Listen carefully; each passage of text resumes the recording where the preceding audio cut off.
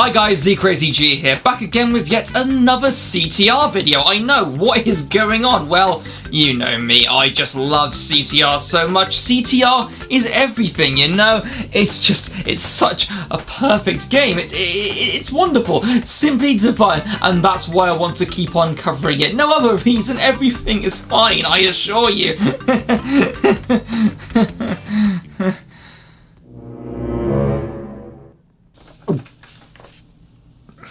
Everything's fine. And so today I thought, what could I do to celebrate this wonderful game? And I thought, well, how about I rank every track in the game from worst to best? Now, I just want to say before this that I don't think any of the tracks in CTR are bad as such, but when you compare them against each other, there's obviously going to be ones that just don't stack up compared to others. I'll only touch upon each track very briefly so as not to have this drag on for too long, and please keep in mind that this is simply only my own opinion. My favourite tracks may not necessarily be your favourite tracks, it's all subjective, but please do let me know what are your favourite tracks or how you'd rank the tracks down in the comments below. But with that, I guess let's get right into it. Okay, so let's start this off simple, and by simple I mean bloody basic. Coco Park, I'm sorry, but you're just boring. It's a very standard racetrack with a very standard layout, no track hazards, nothing. Now, there's nothing essentially wrong with that. Every kart racer needs their simple tracks. It's just that when you stack it up against the rest, it's clearly the weakest for me. Not to mention the theming is also pretty Like, it's meant to be Coco's track, so what, a couple of pink things? Oh look, there's her face slapped on a wall, job done. I'm happy that the nitro-fueled version of this track looks to be giving it a much more vibrant and unique visual theme to make it more interesting.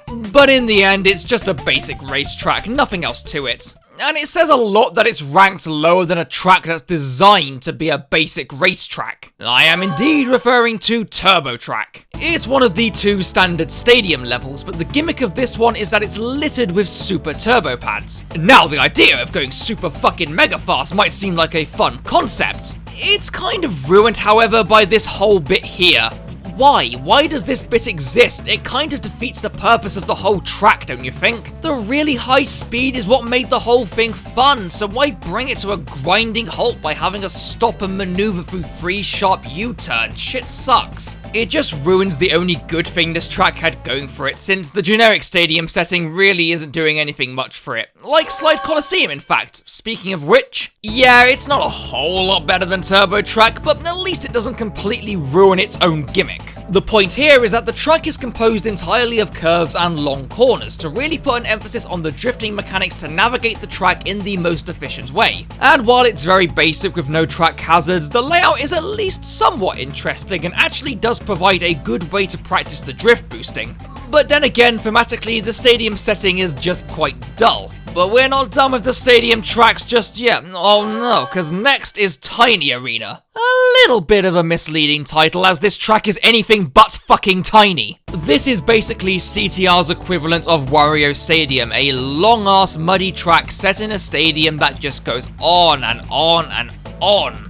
And okay, there's at least some more interesting design choices within this track, like ramps and mud pits, and more ramps and mud pits? And I mean, there's only so many variations you can have on that, and yet they decide to make this track of all tracks one of the longest. It's just such a drag. The track's got at least something going for it in the uneven terrain. It's not a flat plane. So it does make for an interesting way to keep jumping and drifting to keep a constant speed boost going. It's got at the very least something better going for it than the previous tracks on this list. I have no way to transition, so the next up is Dingo Canyon. A track that, when I think about it, isn't necessarily one that people would put so low down on a list such as this. I mean, there are tracks more basic than this one that I've ranked above it. I don't know, I just never personally been into this track that much. And it's not necessarily boring or has a poor layout. In fact, it actually has some quite tricky areas, like the section where the road is extremely narrow and the obstacles can be hard to avoid. I'm not sure though, but this track just never clicked with me. I guess I just feel it's not as fun when I compare it with many of the other tracks. And yet, I put a track like Rouge Tubes above it. Now, to be honest, I feel like its placement here might simply be out from nostalgia alone. All those times times when I was young on this track on the adventure mode trying to beat Ripperoo's boss challenge. It's kind of engraved into my mind. I mean, it's not anything special, it's a figure of 8 for Christ's sake. There's no interesting or challenging aspects to its design, but there is just something fun about it.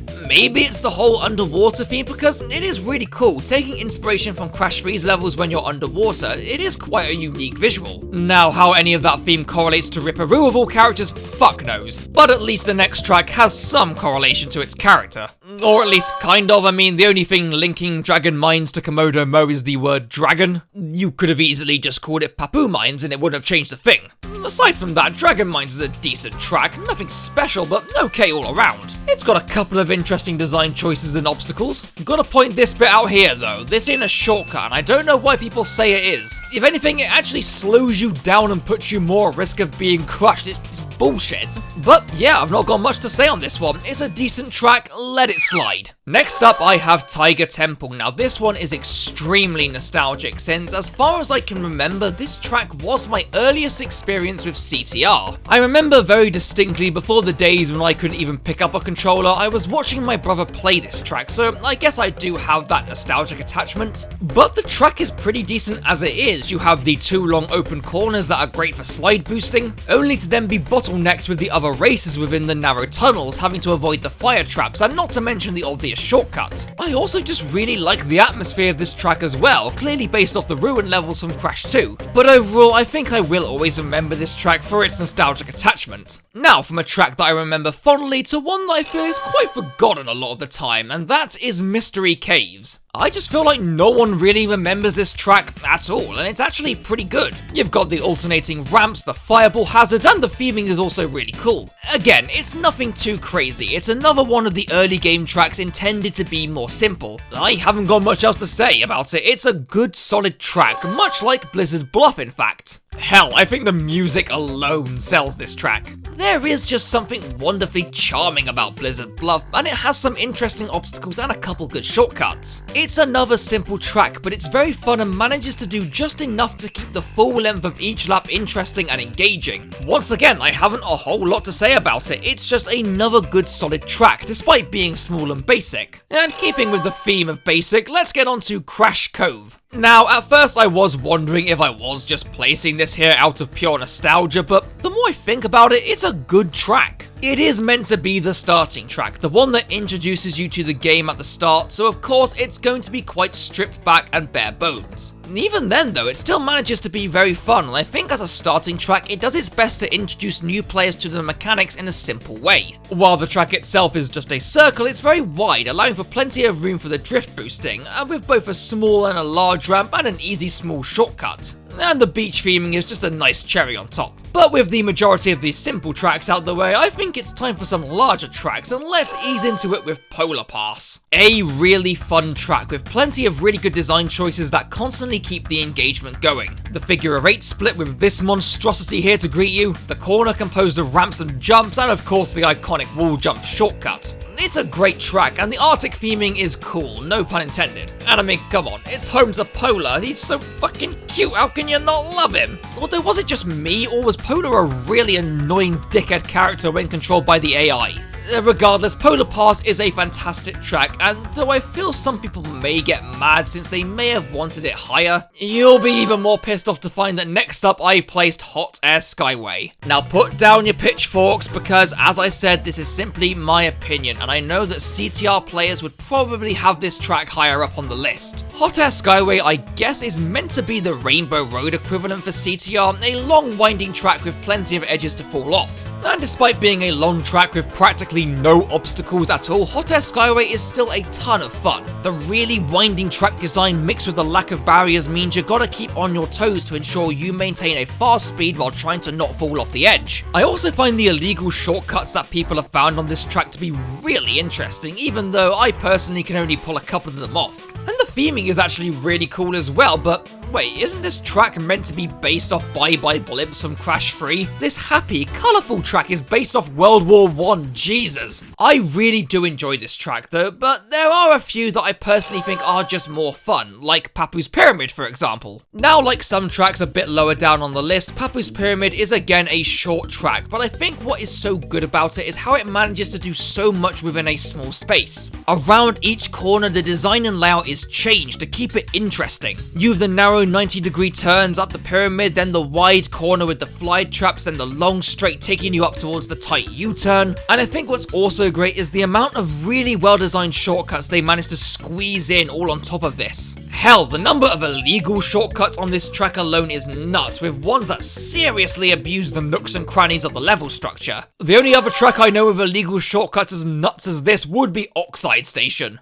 That was a really shit transition. Oxide Station for a while was probably my favourite track, but as I played the game more and more, a few other tracks took it over. But it is still an absolute banger of a track, and worthy of being the adventure mode's grand finale. The spaceship is just an awesome setting, and the track is winding and full of turbo pads with that huge fucking jump on the end. Ah, it's so cool. Simply put, it's a beast of a track, and I mean, come on, you're racing in a spaceship built specifically to house a racetrack. How is that not cool? No? Well, how about wading through a river of piss and shit? Surprisingly a great racetrack. Suave Speedway, I don't know why it's so fucking good, but it is. The best of the simplistic tracks, I think the appropriate way to describe it is smooth. The half-pipe design makes for a unique terrain to race on, and it's great fun to drift on the sides and jump off. Oh, it's so good. The hazards all require good timing to avoid, and there's that nifty shortcut, though whoever actually went over the bridge and onto this bit, like, why?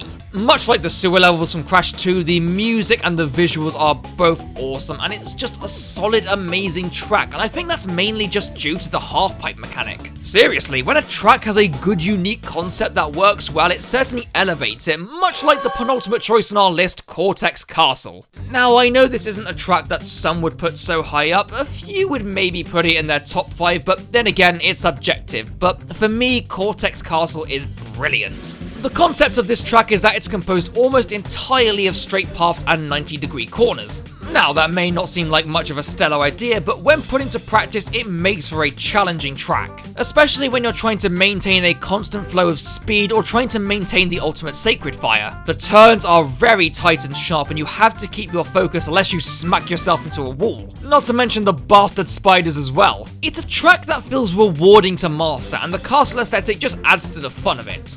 But with all that out the way, there's only one track remaining for the #1 spot, and I think you all know what it is. Yes, my favourite CTR track is Engine Labs. I mean, come on, this track is also a lot of other people's favourite for good reason. It incorporates unique elements, a good track length, a really cool visual look, and just a sheer unbridled sense of pure fucking speed. You got that huge speed tunnel, the glitchy ramp, the long stretch with the barrels, the part with the holes in the floor, and a kick-ass soundtrack to boot. It's just so awesome. This track, unlike any other for me, really allows you to push the mechanics to their limits and lets you go nuts to have so much fun. It's the track that immediately comes to mind for me when I think of CTR because of how well it stands out, because of just how well designed it is. And that is every Crash Team Racing track ranked. God, I need some caffeine.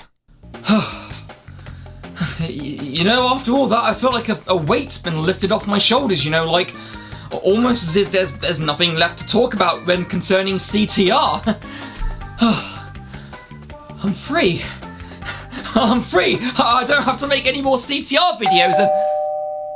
Oh, hang on a sec.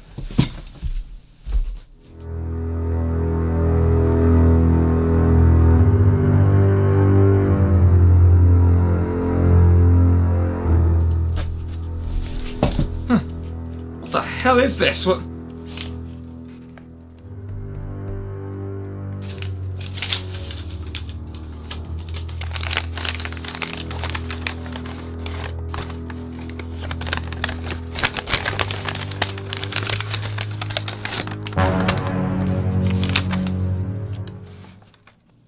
Well, fuck.